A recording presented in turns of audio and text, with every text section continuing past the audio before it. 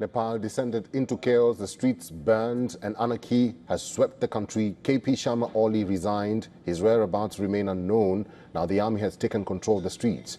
In his address to the nation, Nepal's Army Chief Ashok Raj Sigdel urged the protesters to remain calm. He called on protesters to solve the issues on the table and asked them to refrain from damaging national property. The army chief said troops will take charge of security from 10 p.m. local time to restore order in that country. His appeal comes after protesters torched Parliament building. Smoke billowed from the building after protesters broke it down and set it on fire. WION Saloni Murarka has been closely following the story. She sent us this report from outside Parliament in Kathmandu. What began as a peaceful protest against the corruption and misgovernance has quickly turned violent. The main federal parliament of Nepal building is on fire. The entire building has been set on fire by these protesters. The property has been completely damaged. As you can see, this is the entire building. And these protesters, you can see here, are also celebrating the decision of the Prime Minister, KP Sharma Oli, to resign. He has submitted his papers to the President, resigning from his position, compelling him after he lost his support not only among the public, but also within his own government. Protesters torched stores of Nepal's largest supermarket chain. The supermarkets was set ablaze in various places. Massive fire has swept the multi-storied building. The homes of Prime Minister KP Sharma Oli, former Prime Minister Jalnath Khanal and several senior ministers were set ablaze. Government buildings were vandalized. Cars were overturned. Streets were turned into battlegrounds. At least 3 police officers have died in the ongoing violence. The wife of former Prime Minister Khanal has died. She was present in the house when protesters broke in and set it on fire. She was taken to a nearby hospital, but later succumbed to her injuries. The administration ordered an indefinite curfew in Kathmandu. A curfew was also imposed in other cities, but the youth came out in bigger numbers in defiance.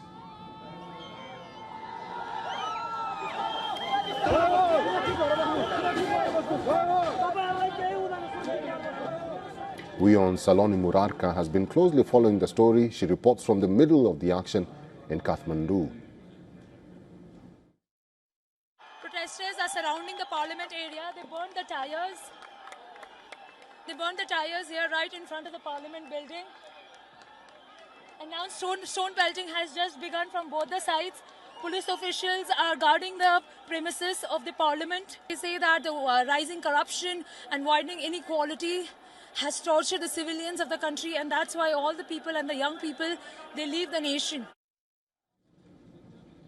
The number of those dead has gone up from 19, while 400 others were injured in Monday's police crackdown. Amnesty International says live ammunition was used against protesters on Monday. The United Nations demanded a swift and transparent probe.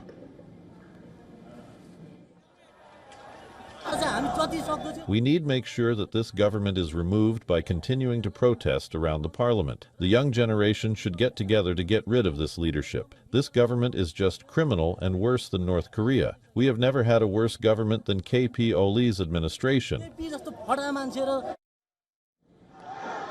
As protests escalated nationwide, the Nepali army began evacuating ministers from their residences using helicopters, while high-ranking officials were provided security at military barracks. On Monday, late night, the government had removed the ban on social media, but on the streets the chants no longer spoke just of free speech, but of corruption, nepotism, and a political elite accused of looting the country, while the youth faced unemployment and poverty.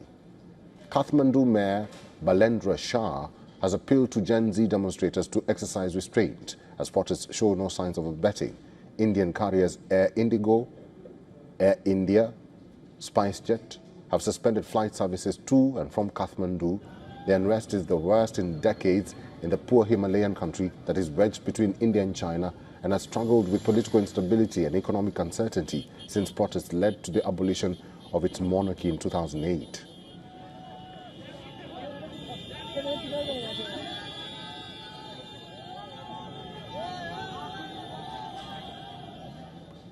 Let's find out what's the latest in Kathmandu. Our correspondent Saloni Murarka is now joining us from Kathmandu on phone. Saloni, there is a retail store that was set on fire after the army chief's announcement. Can you confirm that to us? Yes, that's true. Just when the announcement was being made, we heard a loud noise, and that's when we stepped out and saw the fire, and it had by then engulfed the entire building. It is a multi-story building, department store, one of the biggest department store chains.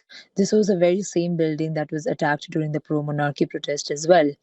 And as I speak to you, the Pashupati area, which has the temple, was also the was attempts were being made to attack the premises as well, but immediately the army officials were deployed on the ground, and the situation is under control there. And slowly the army officials are going across the city and trying to control the situation. They are trying to take control amid this political vacuum. And this, as vandalism continues, in multiple areas, we're receiving this information that many of the buildings are still being set on fire, and many leaders have come out and urged the protesters to remain calm and engage in dialogue. And talking about the dialogues, the army chief at the moment is holding talks with the Gen Z's representative at army headquarters. So we are just waiting for that. What will be the outcome of the meeting? And as the army chief had urged protest leaders to suspend the demonstrations and resolve the crisis through dialogue. And immediately the meeting began at the headquarters. In the video earlier that he addressed to the nation, he expressed sorrow over the casualties and damage to the property. And similarly, the Nepal police as well issued a press release requesting full cooperation to rescue and treating the injured, and also rebuilding the damaged properties, preventing the criminal activities. So we are seeing all these things because the entire day, the city, the people have been just shaken at the moment. They're still not able to sleep. They're tensed about their lives. Many protesters had even threatened earlier in the day, and the people are just waiting on what situation and how it will pan out for the next few days. Many of the leaders, especially the key leaders, former Prime Minister Shehbadu Deuba and his wife, who's also the Foreign Minister Razurana Deuba, were brutally attacked by the protesters. Their houses were torched, and other MPs' leaders' houses were also torched. What this address from the Nepal army was the focus on not to attack the heritage buildings of the country. All right, that is our correspondent Saloni Murarka. Saloni, stay safe and thank you.